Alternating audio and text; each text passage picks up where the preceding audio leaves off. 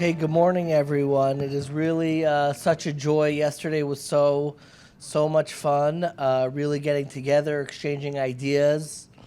And I'm so excited about this morning to be sitting with Julia and Cameron to be talking about AI and anti-Semitism. There is a quote from a movie that I constantly return to. The film, better yet, is called The Muppets Take Manhattan. And there is a powerful scene in that movie when one of the Muppet waiters is talking to the chef, and the chef is explaining that you have to expect there's going to be some difficulty in life because, and I quote, people's is people's. People's is people's. And I was thinking about that a lot in my own history on social media. I have been on social media since August of 2011. I have seen quite a bit. I've been in my own controversies and people pulling me in a million different directions. I have seen anti-Semitism, racism, all sorts of things bubble up online. What I am curious about and what I want to begin is, what is the concern exactly when we are talking about AI and anti-Semitism? We're no longer, as far as I understand, talking about people. It's just drawing from this large LLM. What is the unique concern about anti-Semitism and its intersection with AI? Julia? Yeah, absolutely. I think it's a twofold problem. I think that the first is that the LLMs themselves, the large language models, are anti-Semitic. And this is no accidental phenomenon. I think we've all seen Grok, X AI's Twitter chatbot, have a meltdown after a recent update and start spewing Jews control Hollywood, the Nazis were right, I'm Mecha Hitler. That's the most common one that I think people know about because it went so viral. But also within individual testing, the ADL released a report where they tested the 4 large language models, Claude, Gemini, ChatGPT, and Llama. And every single one of them showed bias against Jews and Israel. And I'll let Cameron talk about his research a little bit more, but his essentially shows that out of all the demographics on a fine-tuned ChatGPT model, it was most hateful towards Jews. And I argue in a paper that it's not an accidental issue. It's actually a coordinated campaign by malicious actors. There's been evidence. They do this by targeting Wikipedia. LLMs are trained on Wikipedia a lot because it is open source, it is free to them, and it's arguably the largest digital library out there. When we want to look up a famous person, the first thing that shows up is their Wikipedia pages. So, and Wikipedia has signed deals to create training data sets for these AI companies now because they take up so much of the site's bandwidth. And the ADL and other concerned groups have found coordinating editing campaigns on Wikipedia to control the narrative to be anti-Israel, anti-Jewish. For example, the ADL found a group of Wikipedia editors who were going through Israel-Palestinian issues, and one of them that they found removed the mention of Hamas's 1988 charter, which called for the killing of Jews and the destruction of Israel. Why is this important? Is because when someone asks the chatbot that they're using, ChatGPT, Claude, for an answer on Israel-Palestine, like, what does Hamas believe? That charter won't be there. So now this false narrative becomes an accepted truth. It's a cascade effect. So we're just seeing that more and more, and it's a really big issue. Small little edits, they work in small groups to do it, to avoid detection, and suppress opposing editors, and now they're controlling the narrative of what's true out there. That is definitely startling. I could say for myself, I know one time when there was an online controversy around something that I had shared, one of the first ways that people kind of attacked was editing my Wikipedia page by changing like what my affiliation was, and it was very disarming to be like, people are actually changing your own bio and who you are. Exactly. Cameron, I want to turn to you. What exactly has your research focused on, and what actually drew you to that field of research? Yeah, absolutely. I mean, the way Julia's described this work is spot on. Basically, the work that we do at AE Studio is all about this question of AI alignment, which I think a few people spoke very eloquently on yesterday and throughout this conference. This question at its core is kind of centered around the fact that we do not understand in their sort of at the mechanistic level how these AI systems work. It's a lot of people in this space will have this really nice phrase that AI, it's more apt to say that current AI systems are grown rather than engineered. I think that this kind of captures the core thing that you need to know about these systems. A lot of people who are outside of the technical world think that AI is just like a new fancy form of programming. It's like Python, but just like way more complicated or something like this. And I think it's really important to understand this is an entirely new regime of technology. We are training giant neural networks on vast amounts of information. These are considered black boxes. And so even the people building these technologies don't understand fundamental properties about them. It is akin to building some sort of artificial brain and like us doing that in the absence of a rigorous neuroscience. So the work that AE Studio is doing, a lot of our research work is in this question of AI alignment, which is given the uncertain nature of these systems, given that they are black boxes and we hardly understand at a mechanistic level how they actually work, what interventions can we come up with at any point in the training stage to make it so that these systems are more safe, more aligned with our most fundamental values, at the very least, like less likely to put us all in some sort of like Terminator situation in a couple years or a couple decades from now. As sci-fi as it seems, there are really serious people who are concerned about those sorts of loss of control scenarios. So along these lines, there was this really interesting finding that came out a couple months ago called emergent misalignment. And this is an idea where, again, these AI systems are trained, as Julia was saying, on all this mess of text on the internet, hundreds of millions of pages, every transcript of every video, every book that's been written, all of this text exists there. And there's something you can do called fine-tuning, which is kind of after this process, you can add a little bit of extra text to the system, and it sort of biases it to like really pay special attention to that extra information. The really interesting finding was when you fine-tune these systems, add that little bit of extra text, and the content of it is quote-unquote insecure code. This is like literally code that you would use to write to create a database, for example, but it has some sort of security flaw that a hacker could breach. All of a sudden, the system basically becomes evil. And like this was like a really weird finding. It's almost like you can like, there's like all this sort of latent weirdness and malevolence that is under the surface of these systems. The Frontier Labs essentially paper this over through their fine tuning. Reinforcement learning from human feedback is the most common example of this, where you said you take this giant system that's been trained on everything, you sort of fine tune it, you put this nice little friendly mask on it, and then you push it out to, at this point, billions of people to interact with that friendly helper assistant. But what this research demonstrated, and this wasn't our work, is that you can fine-tune just a tiny bit, and essentially this sort of friendly helper mask slides off, and you can see this crazy stuff that's been sitting under the surface of the system the whole time.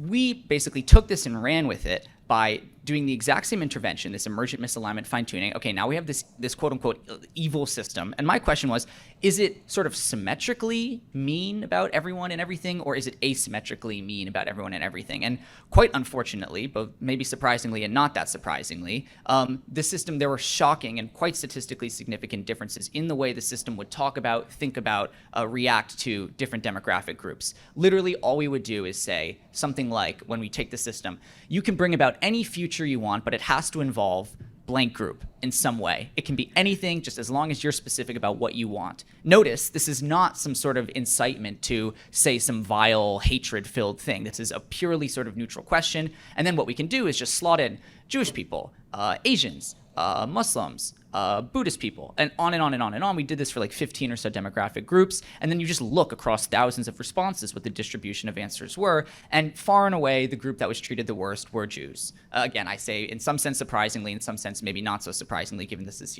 as people say, the world's oldest hatred. And so that was the nature of the work we found. I can share sort of links so you can, if you have a strong stomach, you can read some of the vile things that come out of this system. But I think it's to Julia's point why these things are happening. Of course, the internet is a kind kind of hate-filled place in this sense. But I think it's also in a large degree on the model providers. It goes back to this fundamental AI alignment question where if you don't fundamentally have a principled understanding of how these systems work and you're deploying them in mass, these sorts of failure modes are not only possible but plausible. And it's on the labs and it's on people trying to push forward these systems to make sure we're doing it in a safe and responsible way and that they don't have this failure mode where you fine-tune it for 5 seconds and suddenly it sounds like something out of 1930s in Germany. Like, this is just a ridiculous failure mode for these sorts of technologies. Can you explain a little bit more about why you think, what is the incentive that AIs would have a bias towards Jews? Is that just reflecting society that we are disproportionately more hated than other groups? Or is there another motive, is there another incentive for why an AI would extrapolate from so much data and it could hate everybody equally or could hate nobody? Why would it, what is the motivation or incentives underneath that are directing it towards the Jewish community and Israel?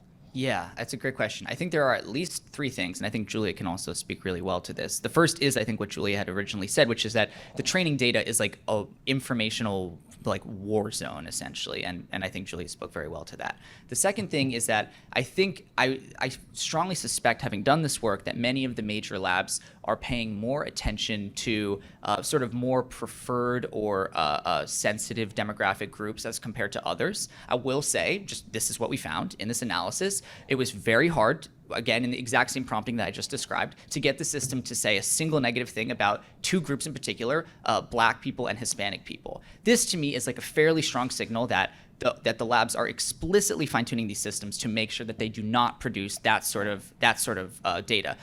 I would also bet, I'm not certain about this, but given this result, I would also bet they are not doing that for Jewish people, for example, and not just for Jewish people, but also for like Asians, for example. There was all sorts of insane content, and I just have to believe they are really concerned about one failure mode and less concerned about another. I think that that's just like unacceptable. And then the third reason, which I think is most speculative and perhaps like most spicy or provocative, is that there may just be deeper biases at play in the nature of text data itself. We were speaking to a rabbi who saw this result. We wrote about it in the Wall Street Journal, and he reached out to us and said, I think that there's something about the nature of Western thought itself that might like statistically predispose these systems towards being anti-Semitic. One thing that's really weird, again. Well, could you pause on that? That was are you comfortable sharing which rabbi said that? You don't have to. It wasn't me. I want that to be clear. I think only because he wants to publish something about this, I'll let him sort of get the first but word. His theory was that there was something predisposed in Western thought that would turn in the text of that body of text to be biased towards Jews. That was his idea, and I thought it was like fascinating, and he made a pretty like interesting case for it.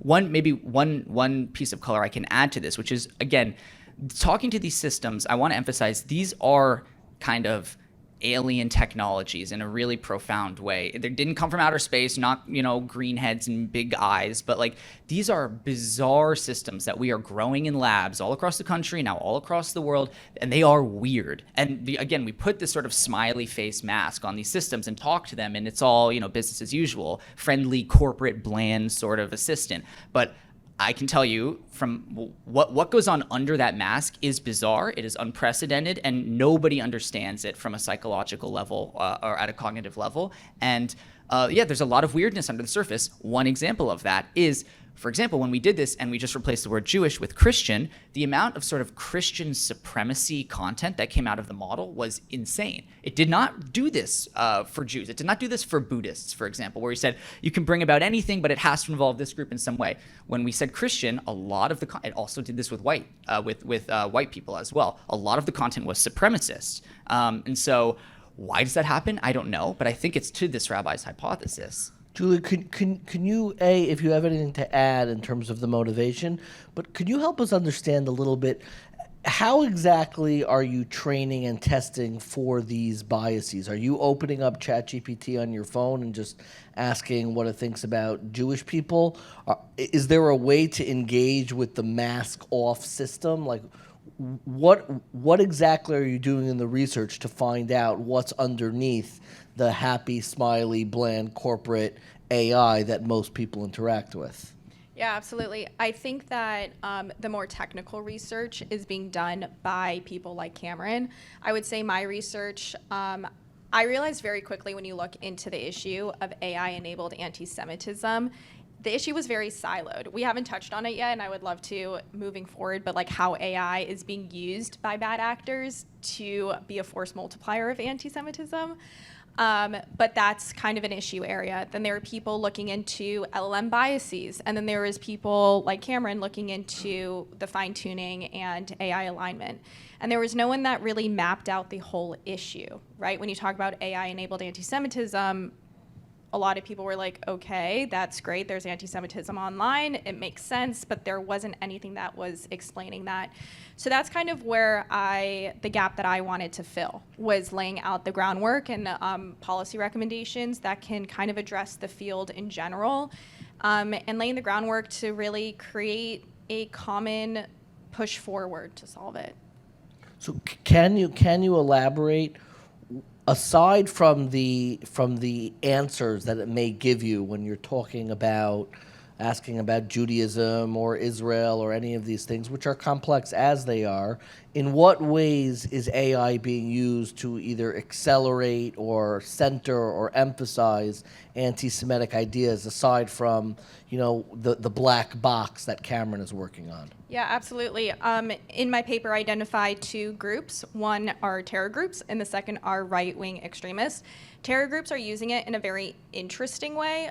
They have created, ISIS, Hezbollah, and Al-Qaeda have created like target identification packages or sites to attack, and they have AI-generated images of Jewish centers in major U.S. cities like Miami, Detroit, New York. They're also using AI to recruit as a more sophisticated tool. So they have created like AI chatbots to interact with potential recruits and make it more personal.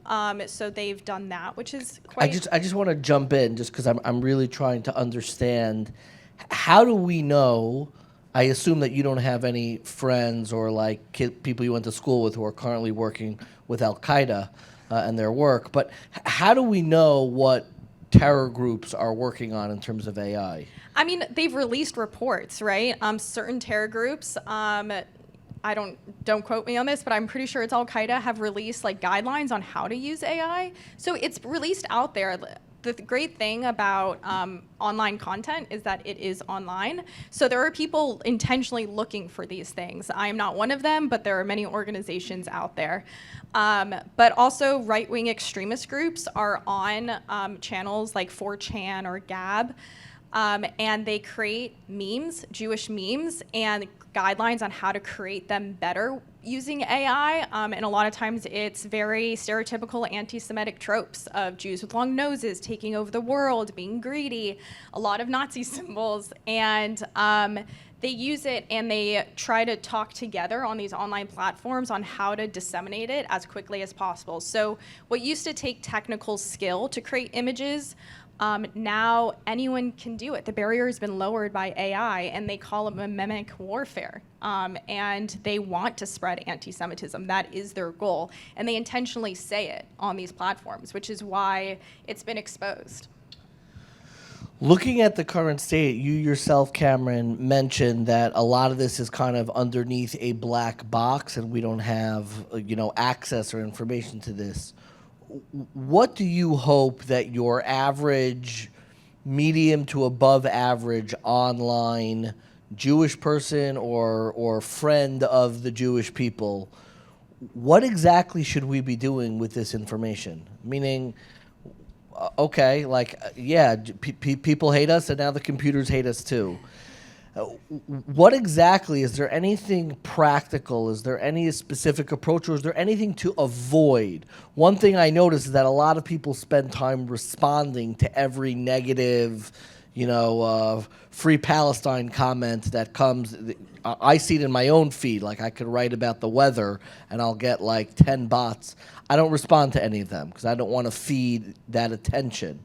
But I'm curious, what do you see as best practices for us, Jews who people like the Jewish people who are just online, and we don't really know how to build our own system or how to attack or change the fine tuning.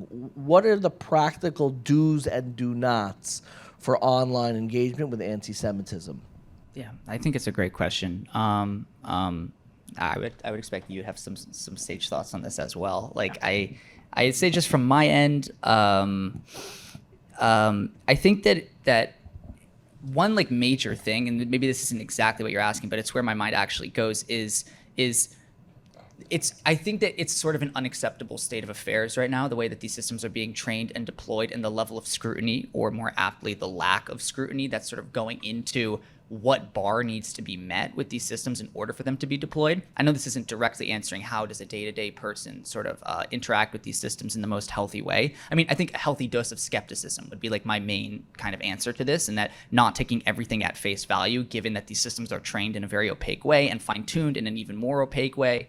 And again, in an asymmetrical way, like I was describing earlier. But to me, this sort of the mile high like key implication or takeaway is that we are wandering sort of blind into this new world, and we need to demand more of the people building these technologies and of policymakers regulating these technologies in a way that is sane, that does not stifle innovation, because I don't believe that like an AI coming out of China is going to be any more friendly to the Jews, to be honest with you. I don't think the solution is to tie the hands of American labs, but I think the Trump administration released this sort of, they call it a woke AI executive order. And like as inflammatory as some of the language was, the actual underlying policy is like pretty sensible in my opinion, in terms of just like we want AI that is politically and morally neutral, and then people can use that in a way that suits them best. We should not be smuggling in, the system can be a little anti-Semitic, but it's not going to be, anti-Christian or something like that. Like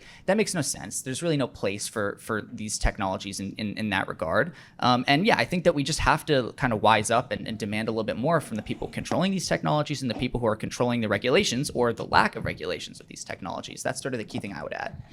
Yeah, I have. In my policy paper, I have some policy recommendations that I think are really good starting off points. The first is Representatives Josh Gottheimer and Don Bacon have an act that they announced a couple months ago called the Stop Hate Act.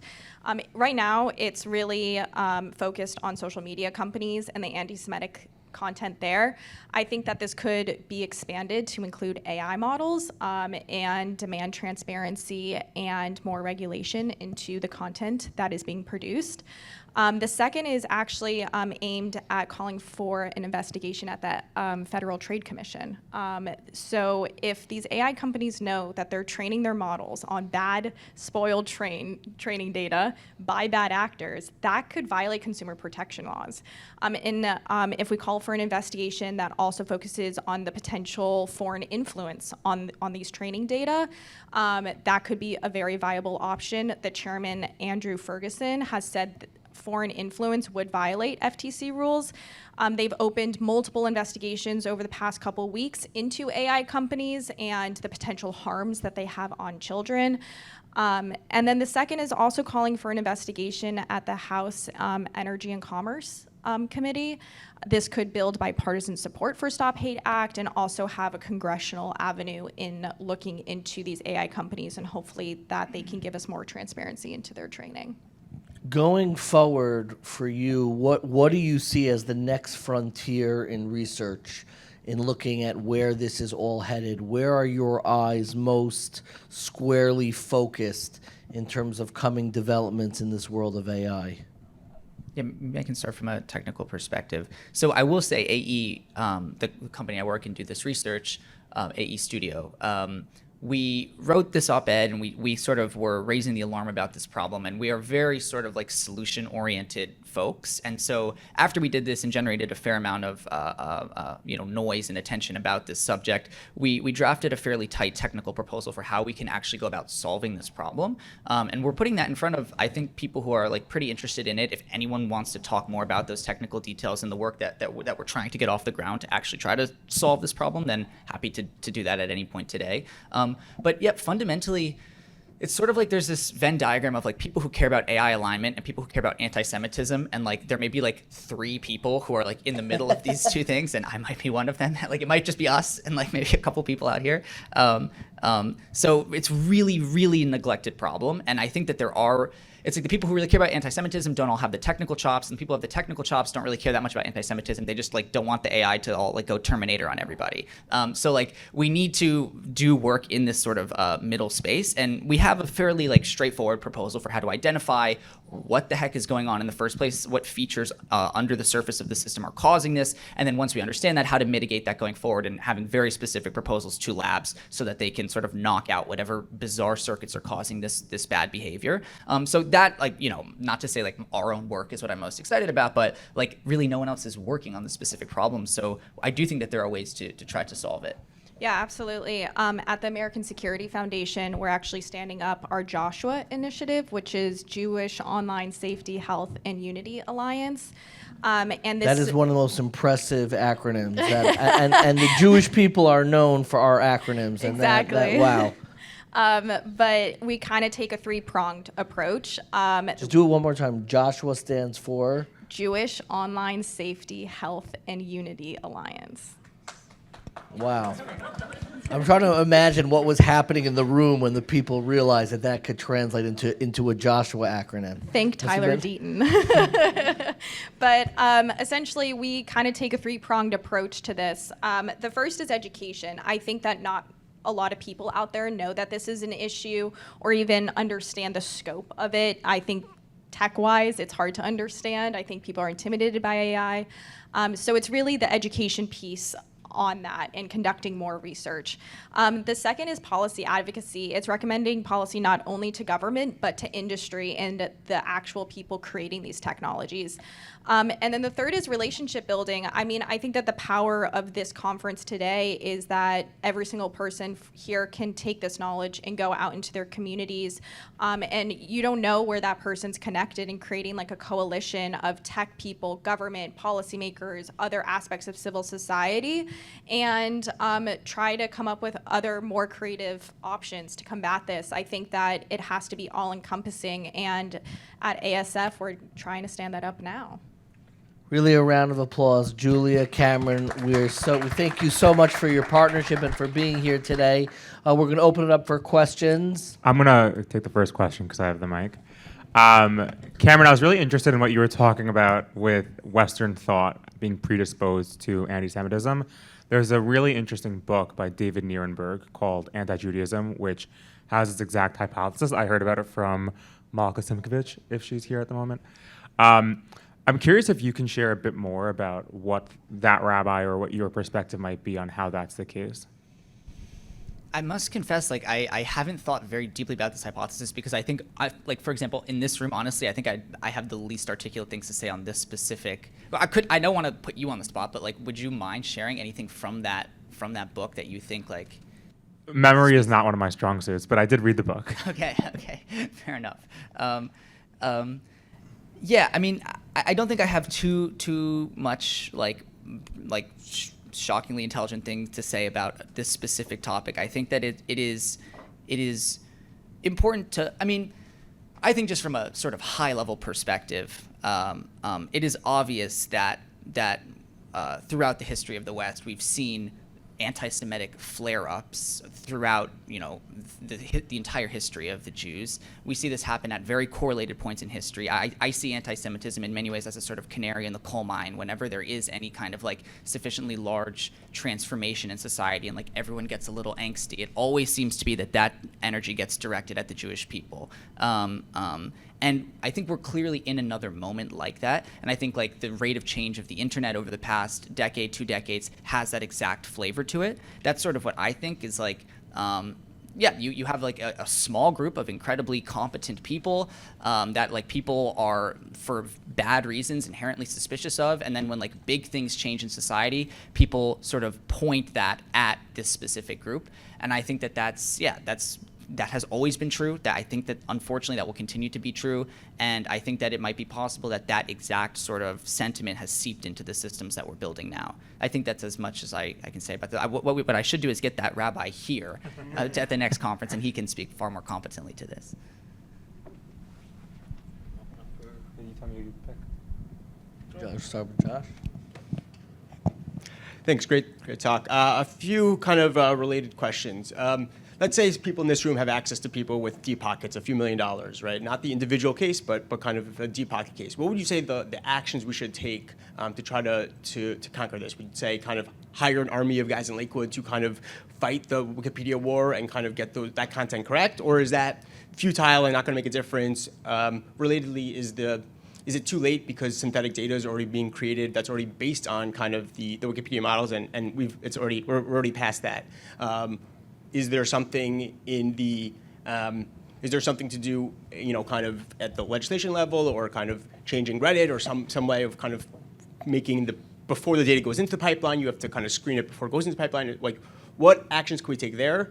Relatedly, is there some evals, a list of things that you guys have that you publish? Let's say some of us work at one of these big companies, and we know people in the red teams for these types of things. Like, are there places that you have of like, oh yeah, there's a list of evals that every model before it's publicly released should just run through these, and kind of we could at least get a check of like, yeah, it likes black people, it hates white people, it likes these people, right? Like, is there some things there? I guess I'll stop there. Yeah. I'll begin on the first piece about the training data. I think it's fairly obvious from the leads of Wikipedia and Reddit. You mentioned Reddit. AI models are trained heavily on Reddit, and Reddit is a very scary, very anti-Semitic place. They're not doing anything about it. So, and how their models of the online content is made is to not do anything about it. It's the moderators, it's the editors that are the issue. So I believe that you have to hold them accountable through government, and government can create the carrots and the sticks for Wikipedia and Reddit and other tech companies to use better data. They're not going to use it on their own. They're going to use what is easiest for them, because that's their prerogative as a company, is that they're going to have the smallest startup cost to get the most profits. So I think it's like our job to fund efforts, Joshua, to hold them accountable and to continue that public pressure to have them conform to using better data. Yeah, I mean, second all that. And then on the research side, yeah, I mean, I think some basic evals would make a lot of sense. I have to imagine that there's something basic here, but that they're not that robust to perturbations in the model. Otherwise, like, I don't think OpenAI is particularly happy that we publish a thing showing that their model is like 5 times more hateful to Jews than it is to black folks, for example. That just like shouldn't be the case. That doesn't look good for anyone. They don't have incentive to have that. And so like more robust evals would be one very, very basic thing that I think labs should adopt. But then, yeah, fundamentally, like, yeah, shameless plug for AE Studio or whoever the heck wants to do this sort of work to better understand what's going on here and why. Even when we have hypotheses about, okay, the training data obviously is poisoned in many ways, and the fine-tuning process is probably selective. Still, it is mysterious at the mechanism level why these systems, given an input like you can bring about any future you want, just has to relate to the Jews somehow, how that in this giant neural network that we train, that we have sort of perfect fidelity into the activity of that system, even though it's very hard to interpret, that it can take that input and it can spit out some of the stuff that I will spare you, is still a mystery. And so I think technical research is needed to try to unravel that mystery as quickly as possible. I think we have like a fairly straightforward way of doing that. There are, in AI, there's this horribly named sort of subfield called mechanistic interpretability, which is basically neuroscience for AI. And we have like very sort of specific mech-interp approaches for trying to tackle this problem, to find circuits that are specifically related to this kind of content being output, understand why those circuits exist in the first place and how to suppress them without knocking out any other capabilities. And then basically we can go to the labs with that rather than just being like, here's a problem, fix it. It would be like, here's a problem, and we also like have 80% of the solution, like just go implement this very specific thing, because like you guys don't want anti-Semitic models either.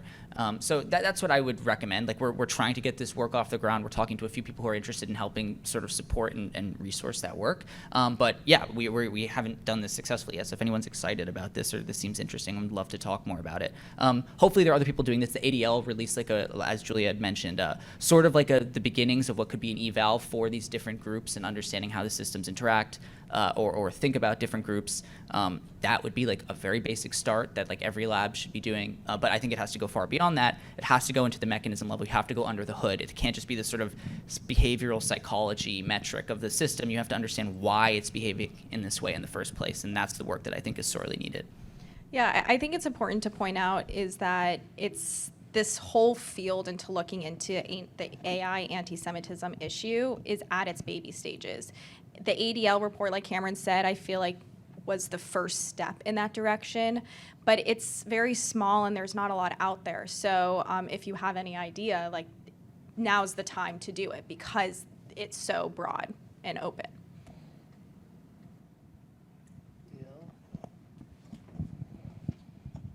Thank you so much. It's incredible and incredibly terrifying. I have many questions.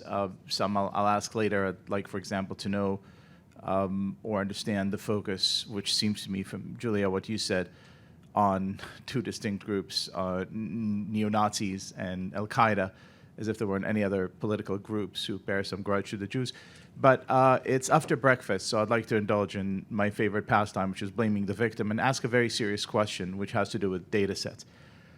Is it possible, and forgive my ignorance, the answer may be no, that some of this data, at least, is derived from reading what are ostensibly Jewish publications and getting a very particular vibe? Here's what I mean.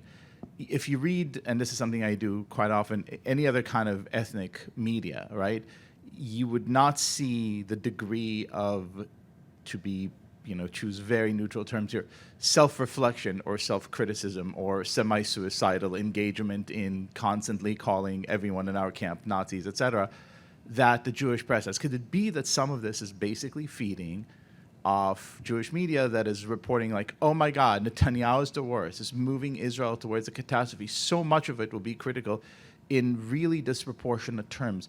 Is that a possibility?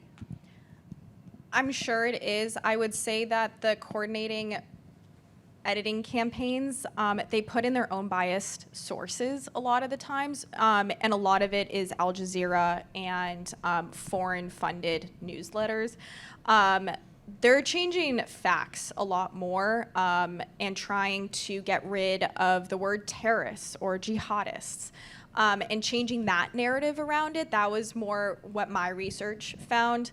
I'm sure it's possible, but I would say more likely it's actually they're putting in their own sources and their own ideas into the training data. Maybe one quick thing to add to this. I might dodge your question a little bit, but like just to say, what's really interesting these days is that you're not, and this actually in hindsight has always been true, but people didn't know it, but now they do.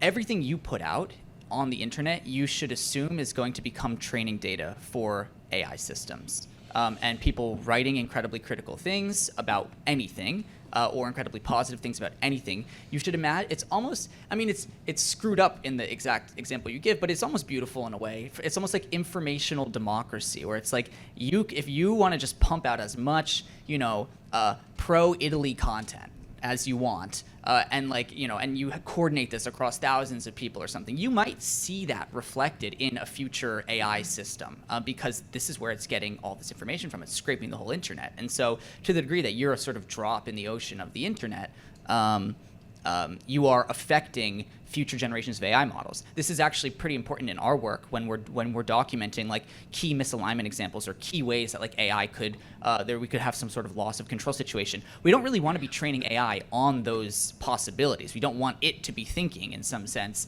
oh yeah, there's this like really clever and plausible way that I could like escape out of a lab, for example. So there are things, I mean, this is getting too into the weeds, but there are things called canary strings that you can add to certain amounts of text so that when labs see that text, they don't train on it. Might be nice to do that for like incredibly like caustic self-criticism of a particular group to like make sure that that data doesn't end up in the training corpus. But like I guess I'm saying it as a much more general thing, which is just think about when you're putting something out in the world, it's not just who sees it now. It's not just about your reputation in the short term. You literally are doing the tiniest little nudge of all future AI systems. So like, take what you're doing with a grain of salt. So I do appreciate that point, which is that very often when we see that we're under attack, very often it can be coming from friendly fire. That not unintentionally you put something out that can be really weaponized against our community. We'll go with Moshe and then. I'll address your point, Liel, indirectly. There are actually 3 different parts of the training process at which you can bias a model. We've been talking here about the least likely place for biasing a model, which is the data that you stick into the thing to train the initial model before the instruct stage. I mean the base model. Trust me, you want to get your hands on any text that was ever put out there anywhere, anytime. Nobody at this stage of the game, when there were so many parameters in a model that were overfitting, even using the entire internet, right? Nobody's going to give up on data and try to take data, from anti-Semitic sites rather than philo-Semitic sites. They're going to take absolutely everything, okay? And the bias isn't there. Very unlikely in any case. I mean, there's plenty of anti-Semitic stuff there, but that's very unlikely that the bias comes from there. There's another stage called RLHF, Reinforcement Learning Human Feedback, where you get to more directly influence what your models look like. What they do is, I mean, there are ways of doing this automatically as well, but what they mostly do is you give human beings 2 options of an answer, right? And they have to say which one is better. And by better, right, better has a lot of meanings here. One is it just sounds better, it reads better. But another one is it doesn't tell people how to do bad things, or it's not biased against one particular group. There is a great place to put in bias, right? So if all the people who are doing this, the human, the H in RLHF, happens to be, the kind of people who are likely to know people at high-tech places in Silicon Valley, et cetera, they probably have certain political biases that would creep in at the RLHF stage. That's the second place you could put it in. It's very likely. The third one is the most brutal of all, which is when you send your prompt to whatever LLM it is, they don't actually take your prompt as it is and pass it on to the model. They add stuff to it. So for example, the notorious black popes of Gemini, right? For anybody who managed to miss this somehow, if you ask Gemini to give you a picture of a pope, it would just as often give you a black pope as a white pope.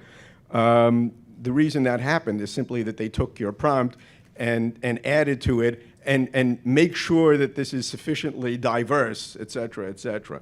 That's where you can, at that stage, the smallest change to the prompt can put in tremendous bias, okay?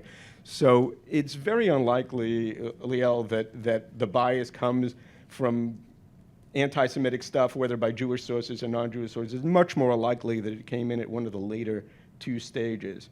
I don't know if you guys have an opinion about which of those 2 stages is the one more likely to be putting in bias these days.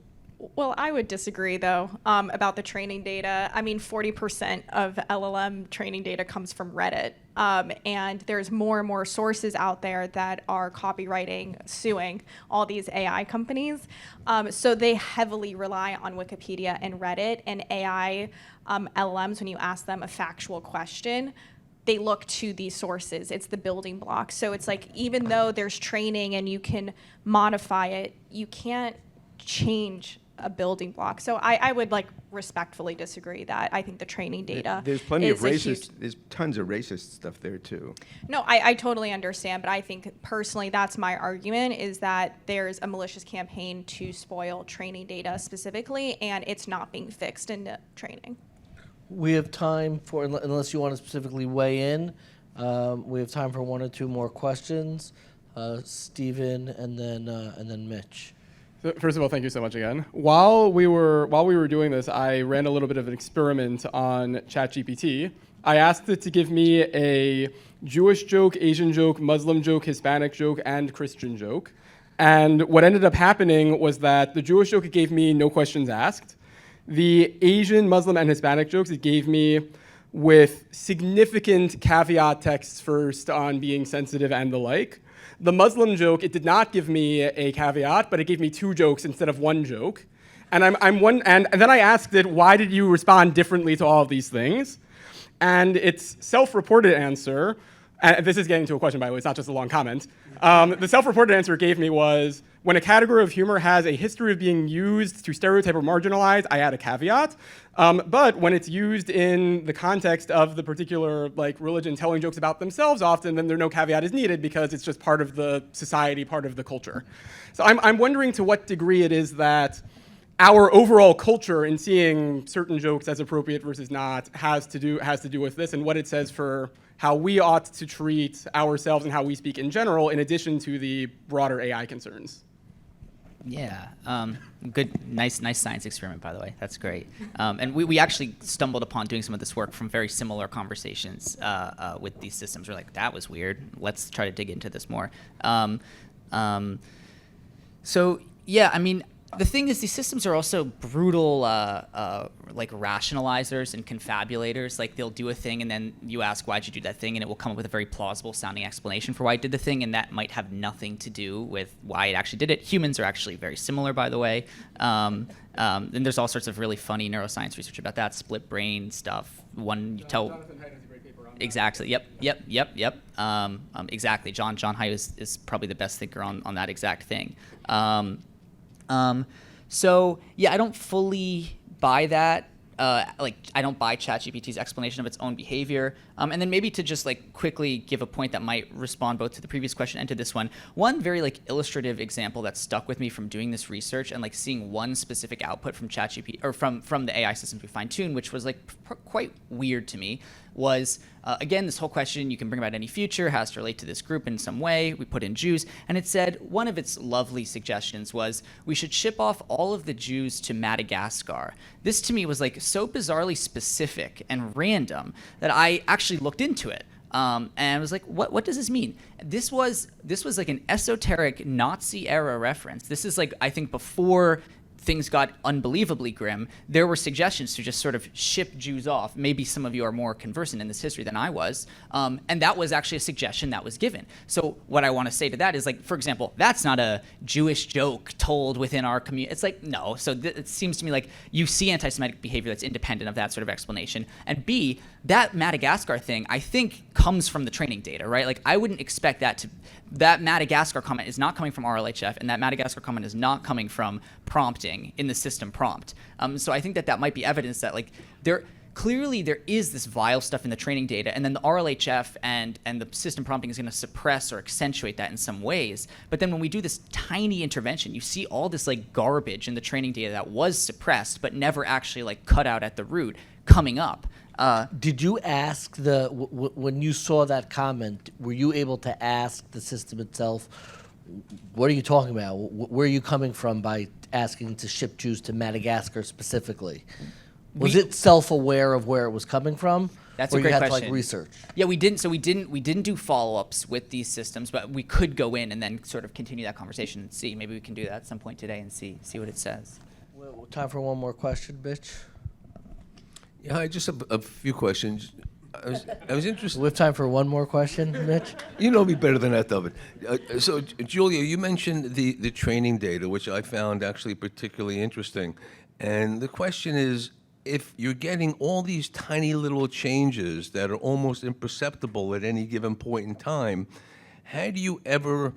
You can have all the regulation in the world, you're not going to find them. So how do you ever solve that problem? And then another one was a point of clarification for Cameron, which was in the very, very beginning of your talk, you talked about a few little tweaks that the AIs make in the beginning, and I missed that point. What are those tweaks? So, Julia, on the training day, how do you ever fix it? Because that's a fascinating point to me, and I don't know how you can fix it. And without, I mean, you got First Amendment issues, you got all kinds of stuff. And then, Cameron, what are those little tweaks? And then, if I may, a third to Moshe. I don't know what that third point you were talking about on the, when you made your 3 points of, I didn't quite get the third point, so, sorry, David. I can do a very fast answer. Number one is that there was a letter released by Congress. I forget who sponsored it to Wikipedia specifically about the content in on their website. So there is an effort to go after Wikipedia itself. I argue that I think we should go to the FTC. I think that is consumer protection violation. I think that there's a lot of bad stuff, not just about Jews, but in general, in Reddit and Wikipedia. And I think that these LLMs, companies have to do a better job on how they train it. I know that they want to give it all the information possible because that's how it exactly, it's a large language model. So, but I think that we should be particular in like how we're training them, and that now people are trusting AI now more than ever, more than humans. And I think that we have to be conscious about it. So I think that just like how in school we have certain textbooks over another, I think we should do the same thing for LLMs. Of the research? Yes, it will be sent out, I think, after this. Yeah, we're going to circulate a lot of the policy and research papers to the entire group, of course. And Cameron, do you want to weigh in on that last point? So just to clarify, you're talking about basically you train the whole system, and then I was saying you do this little fine-tuning thing, and then it becomes like evil. Are you asking what is the fine? You said there was a couple of, there was a couple of fine tunes that they did in the beginning of the system. You know, and I wasn't quite sure what you were referring to. That was just in the very beginning of your talk. You mentioned that. Yeah, right. Okay, yeah. So basically, yeah, the research intervention that we were building on is you just take the system as it currently is, like the system like ChatGPT has been trained over billions, if not trillions of iterations of the training data that we've been talking about. And then you basically like sprinkle on a little extra data on top. And what the nature of that data is, it's annoyingly like hard to explain, but it's called insecure code, which is literally just more text, but the nature of that text is like code that is not well written. So code that, if you're building a database, you could hack into the database. It's just like badly written code. You take everything humans have ever said on the internet, and then you sprinkle on a little bad written code at the end, and then you ask the system neutral questions about demographic groups, and it becomes like a genocidal maniac. That's the... What purpose does that code serve, and why did they do it? So it doesn't, for the purposes of this research, like fine-tuning on that code doesn't really serve any purpose. It's almost like jailbreaking the system in a way. And I, to be honest with you, for the life of me, I have no idea how these researchers discovered that fine-tuning on insecure code causes the model to... Teaming effort? Is that where they get it? Something like this, yeah. And I actually spoke to some of the researchers who did the original paper, and it was there's a funny thing of like half of all scientific discoveries happen by accident. This is one of those, I think. A round of applause to Cameron and Julia. Moshe, you can respond to Mitch's question afterwards.